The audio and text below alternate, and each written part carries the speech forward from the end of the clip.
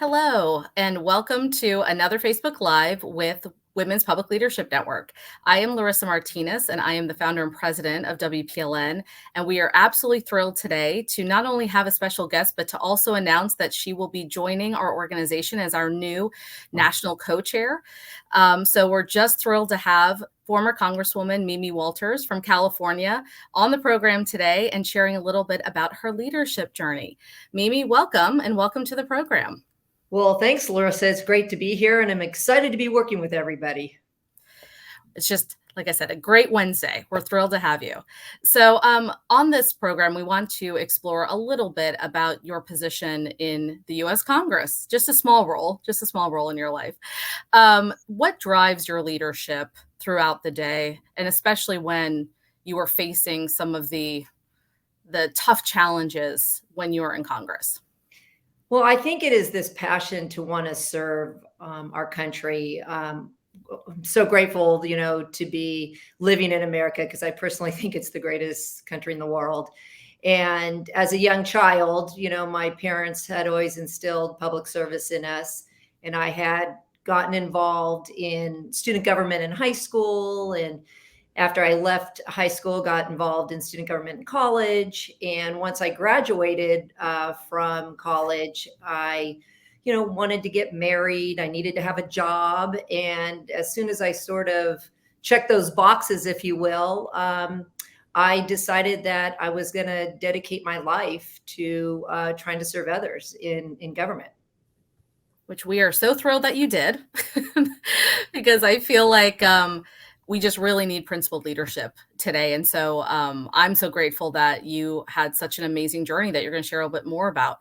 So at what point did you realize that public service was going to stay a central element within your career path? Because at any point you could have decided, I'm kind of done with this. It's too hard or it's too much, but it's clearly something that's integral to your life. But at what point did you feel like I could still continue to do this?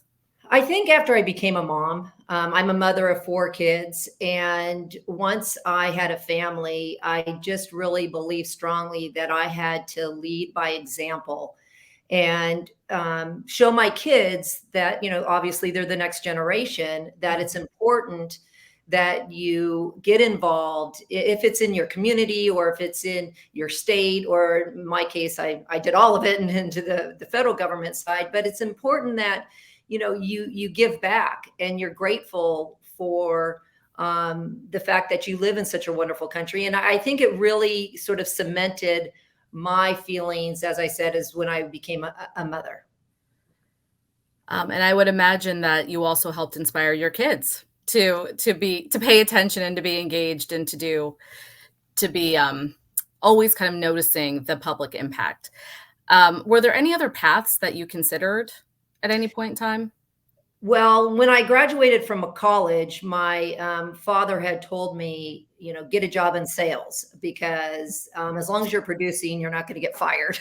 And so I took that avenue of being involved in business from a sales perspective. And I thought that I would perhaps pursue that, but it just became overwhelmingly a passion to do the government work. And so I gave up the sales job. But I will tell you that being an elected official is kind of like being in sales anyway. I felt like I had good training because you're constantly having to sell yourself to the public, really, to get votes. Yeah, that's so true. Now, since you've held leadership positions kind of at all levels in different capacities, are there any skills that you think are just a non-negotiable that anyone looking to do this type of work either needs to have or build, continue to cement? Just kind of curious.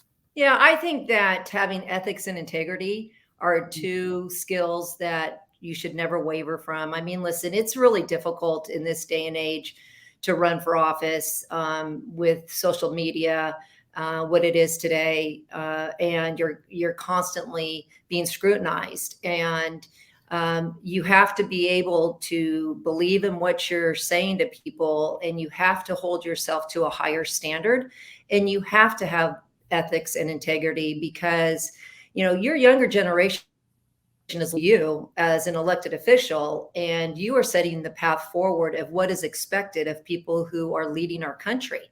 Mhm. And I think those are two skills that are absolutely non-negotiable, in my opinion. Yeah. Do you feel like you needed to have thick skin as well, or did that just come with the territory, like Yeah. come as you continued to move through the pipeline? Yeah, I think you have to have thick skin, and I think you learn to have thick skin if you don't have it, and you can't personalize anything. I think one of the most difficult things for me was during my journey as an elected official, my kids were the ones that sometimes suffered Mm. because my kids were in elementary school when I was in the California State Legislature. I served 10 years in the California State Legislature, and they would, get teased by other kids from school, or if I made a decision and it was in the newspaper, or at that time we really didn't have much social media at all. They'd get bullied sometimes, and I think that was the most difficult part for me. I could personally handle it, but it was the repercussions on my children. Yeah. Yeah. Just taking a quick pause to note for those that are watching that if you do have questions, feel free to put them in the chat, and we will either have time to do it in between questions that I'm asking or at the end. So feel free to continue. So kind of along those lines, and this is a little bit off, but is there any advice that you would give to mothers that are looking to run with their kids that they need to do to either prepare or to kind of put some safeguards in place just so that everyone feels like they're on the same page, knowing what they're getting into? Yeah. First of all, I would like to say, Larissa, as a working mom, it's difficult because you have to do so many different activities, and basically you have no time. And I'll just share with you in your audience sort of what I had to do because I was traveling from Southern California to Northern California starting when my youngest was in third grade and my oldest at that time was in seventh grade. And like I said, I had 4 kids. And so I was pulled in so many different directions. I had this responsibility of my children that, I need to make sure their homework was done. I needed to make sure there was food in the house. I needed to make sure that they were taken care of while I was traveling, because I was gone from Monday through Thursday, from January to September. And except for the holidays, I would be home, but pretty much I was gone. Wow. And so I had to be super organized, and I had to make sure that my kids came first. And so fortunately, my husband, he moved his company across the street from where the kids went to school. Everybody went to the same school. I had 2 nannies, 2 college students, one Monday, Wednesday, Friday, one Tuesday, Thursday, because I needed to have that backup in case one got sick. And then every single day, no matter what I was doing, I would call in and I would make sure that the kids went to their activities, that if there was homework questions, I made time every single day for my children while I was traveling. And I basically joke, I to this day really have no friends, because I didn't have time to develop friends because I was so busy and I was gone all the time. But they had to be a priority as much as I could make them a priority, given all my other responsibilities. And I think when I look back on it now, and when they got teased at school, or when they had issues arise, I had to just sit down and we had to talk about it as a family. And we had to say, listen, this is, you're going to have to understand this is probably going to happen. And it's not a reflection on you, but they're actually going after me, and they're going after your mother. And so you have to sort of be tough about it. And, they survived. They're all doing extremely well. And so, they got over it. But I would just encourage anybody who wants to run for office, who has a family, that you really need to have those discussions, that open dialogue with your kids. Yeah. I feel like you could write a book on multitasking, because that feels I'm already stressed out listening to you. I have anxiety. I feel like the Sunday scaries were a real thing for you. But it also sounds like you also had a really unique and strong support system. And as you know, one of the things we do at WPLN is create a network of center right women that are working to support each other, but also, trying to find those community engagement opportunities and places to build your support network. And so I was curious, did you have any mentors or people that kind of stayed with you throughout your network that you could point to? Yeah, there was one woman, and she's since passed, but her name was Marion Bergeson. And by the way, my real name is Marion, so we used to kind of joke we had the same name. But Marion was the first Republican woman to serve in the House and the Senate I should say the Assembly in the Senate in California.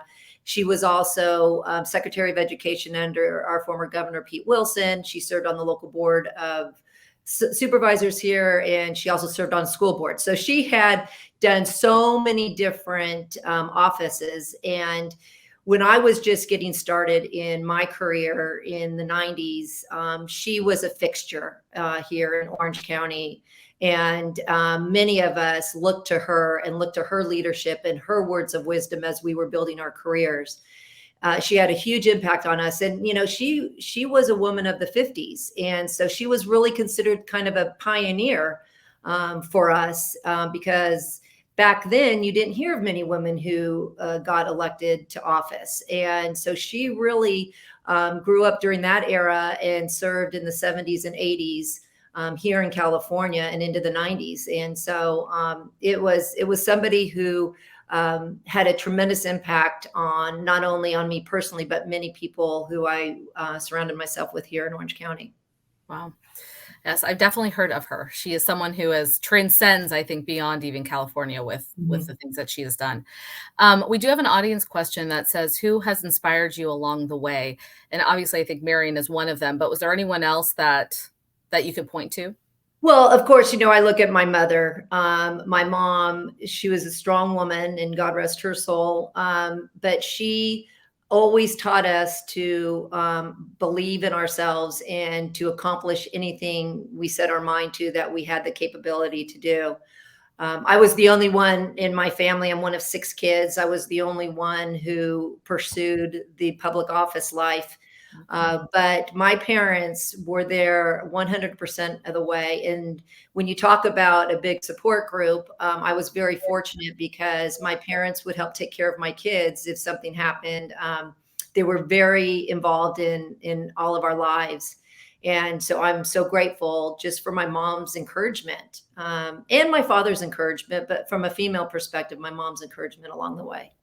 Yeah. How important do you think it is to have those mentors or those people mentor is such a broad term, or people that you can turn to, whether it be for support or for guidance? Especially as women in this space, do you think it's something that you need to build a huge network, or can you keep it pretty intimate? What do you think is kind of a good way to approach that piece?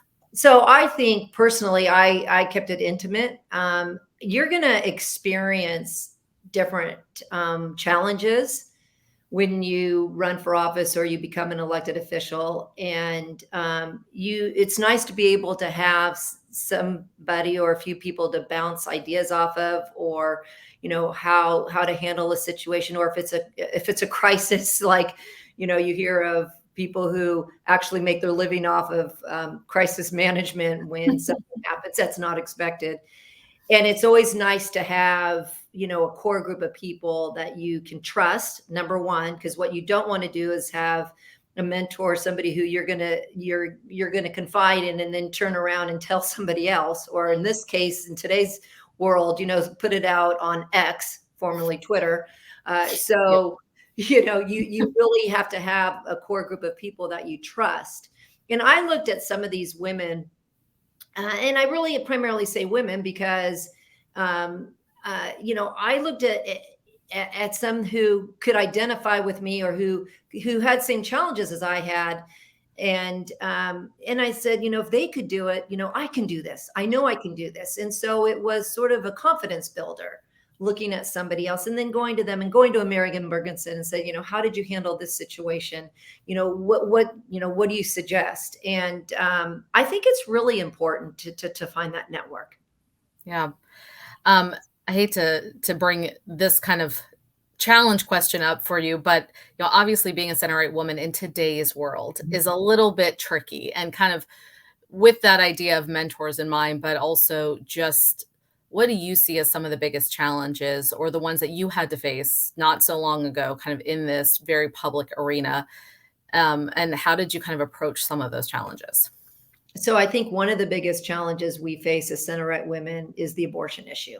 Mm, And regardless of where you believe, where you come out on that issue and what your stance is, that is something that really Republicans have to come to terms with, because depending on where you live in this country, depending on which office you're seeking, it could become a very big issue. When I was running for office, it was before the Dobbs mhm. case came down. By the way, and I supported the Dobbs case. I believe the state should make that decision when it comes to abortion rights. But having said that, one way that I dealt with it, and I am pro-life, but one way I dealt with it was, listen, the Supreme Court's made the decision on Roe versus Wade.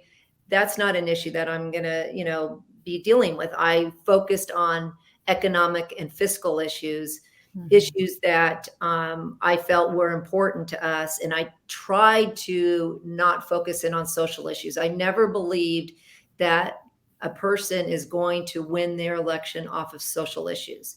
Social issues are extremely important, but to your everyday person who's trying to work, trying to put food on the table for their family, who have real hardships and financial hardships, those are more important issues in the big scheme of things, I personally believe, than the social issues. Yeah. But with the Dobbs decision now, it's brought the abortion issue into a whole different light.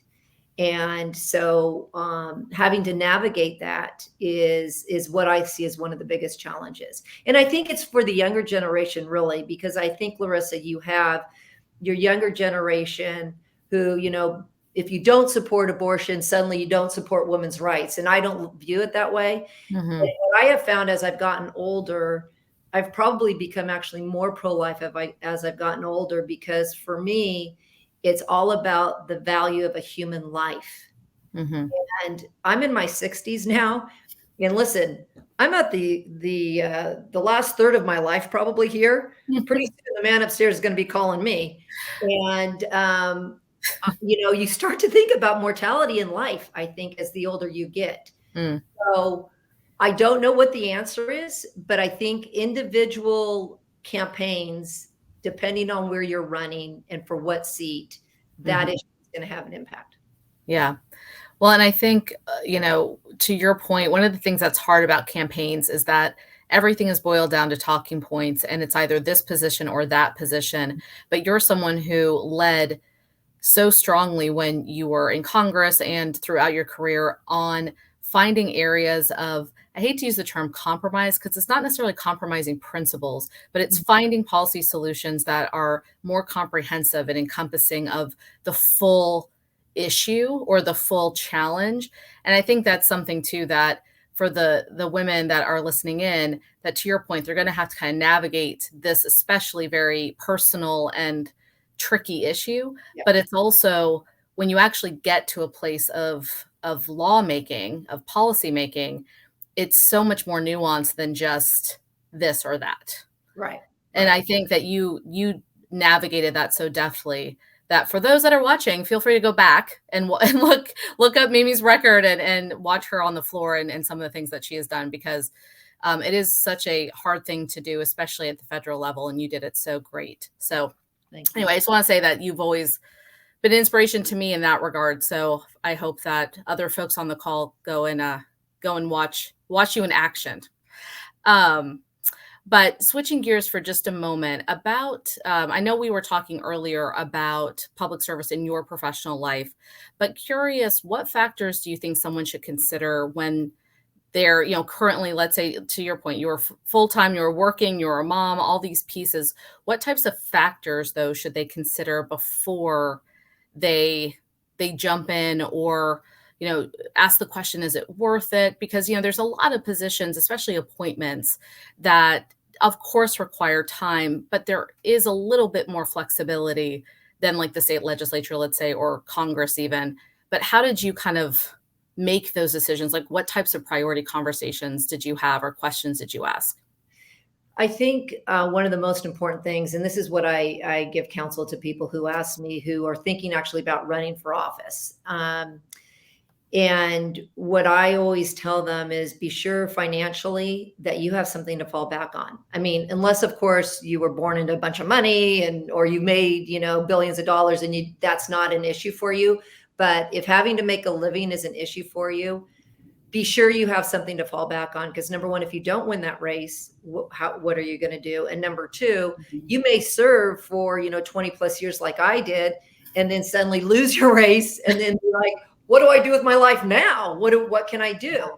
And so having a career prior, I think, is important.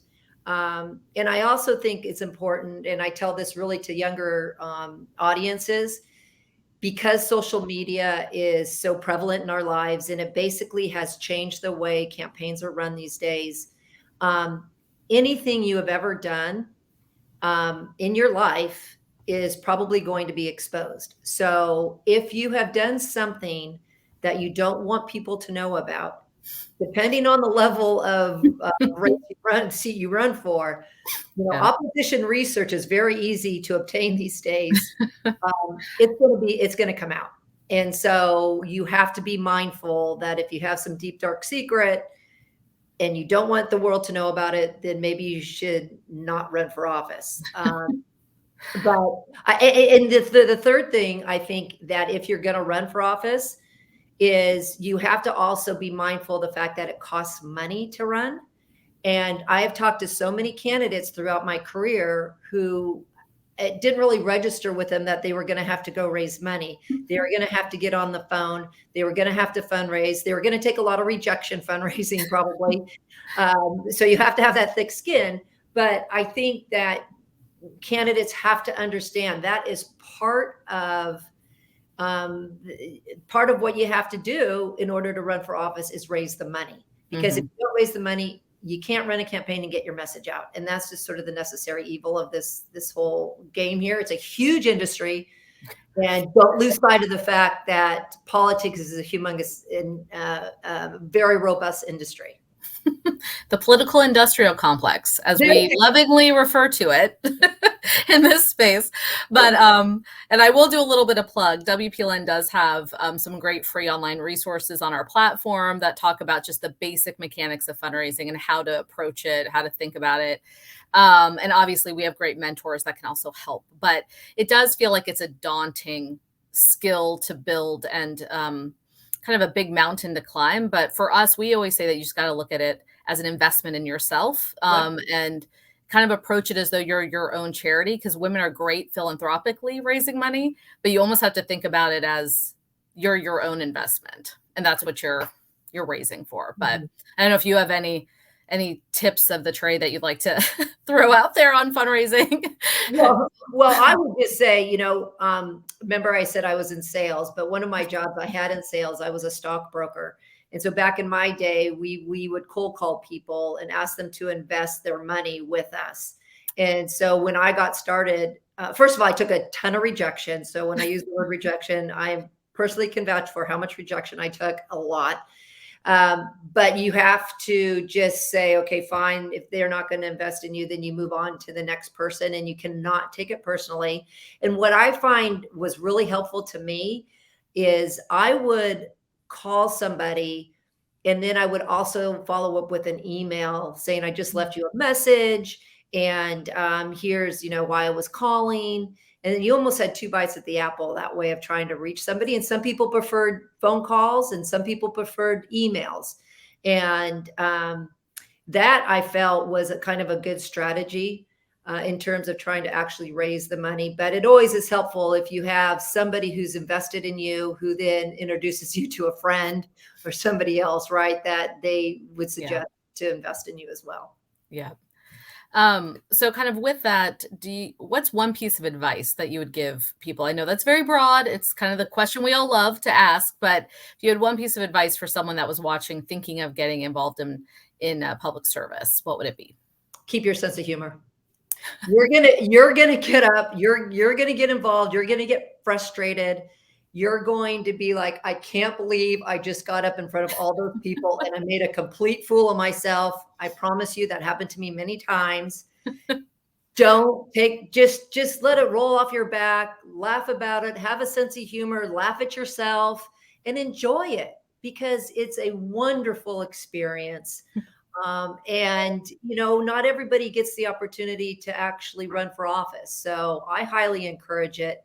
But some of the best times I had was, you know, when I made some of the most stupid mistakes I could imagine. I like that. Not take yourself too seriously. I feel like there's a few folks in Congress right now that can use that advice. Maybe Yes. We won't name names though. We won't name names on this. But so just kind of last, what's next for you? I mean, I know that you are still involved in advocacy. You're obviously our new co-chair, which we're thrilled about. But are you looking to do anything else kind of in the public space coming up, or just curious kind of where you're looking to move next? Yeah. So one of the fortunate outcomes of me losing my race and deciding not to run again is I said, you know, where can I still have an impact? And I wanted to do something. And a few years ago, I got involved with my son-in-law, who was the first study participant at NYU for a trial for alcoholism using psilocybin. So that's the compound in magic mushrooms. And so it saved his life. He hasn't had a drink in over 8 years.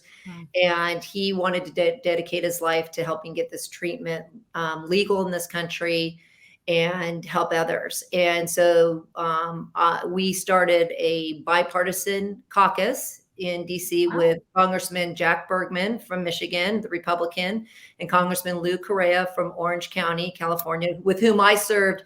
He's a Democrat. I served with him in the state legislature as well as in Congress. And there are co-chairs of the Psychedelic Assisted Therapies Caucus. We launched it in the 118th Congress. And so I've been working very closely with my son-in-law, helping educate members of Congress. And again, I have to stress that this is for medical purposes only. We do not just support decriminalization of psychedelics or legalization of psychedelics. That's a red line for us. But truly, this is a treatment that is showing to have great results, not only for addiction, but for PTSD, for depression, anxiety, end of life anxiety issues as well. And so I've been really able to kind of immerse myself in this issue. And what I have found is a blessing for me is that given my relationships I've had built up over the last 22 years, I've been able to help my son-in-law with this particular issue that's so important to him. And it gives me a chance to have an impact on one thing versus being pulled in so many different directions as a member of Congress and not being able to focus on one thing. So I feel very fortunate. And I always believe there's a reason for everything. And this has been sort of my path now from a public service perspective. Well, it's clear you're a very passion and mission driven person, which again, to your point, I mean, you could have gone in-house somewhere and just made a whole bunch of money with your experience. So I love that you're using your voice for for these types of purposes that are especially so personal. Like I said, we're just so thrilled to have you a part of our organization and lending your expertise and your experience to help women. For those that have been watching, I hope you got a little bit of a taste of her experience and expertise in this space. And so we're going to be relying on her as we continue to build out our strategy. So thank you so much. And thank you for joining this conversation today. We're just so thrilled to have you. And we're about to wrap up, but just wanted to make a quick note for those that this may be the first time you're tuning in. WPLN is a nonprofit organization that supports center-right women seeking public office at all levels across the country. And we would love to have you engaged in our network. Feel free to go to our website and check us out. But yeah, in the meantime, stay tuned. We will have more Facebook Lives coming up. But for now, we're just so excited to have the former Congresswoman with us. And we hope you have a great day. Thanks, Larissa. It's been wonderful. Thank you all.